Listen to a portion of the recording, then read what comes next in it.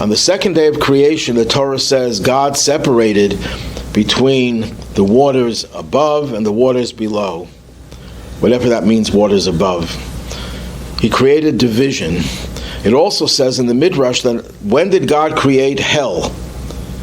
He created it on the second day of creation. Because when a person creates this division within the Jewish community, that is the opening of a deep pit into which that person or those people are swallowed and destroyed. It's a destructive force. That division had to be healed because that division is the source of all subsequent sins. And Korach was carrying the banner of division. And when he was swallowed up by the earth, he went into Gehenna. In other words, he swallowed up by this hell. That gave us the possibility of circumventing this threat to us, this terrible situation of divisiveness and discord.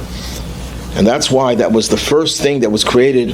When was it created? Not in the 6 days of creation. It's only after Adam and Eve sinned and they did what they did by not listening to God, that introduced into this world this possibility, this potential for division.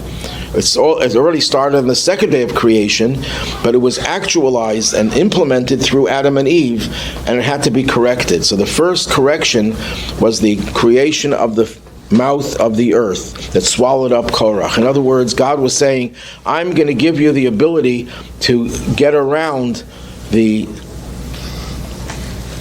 problems with sin in general, and more particularly the problem with division and discord.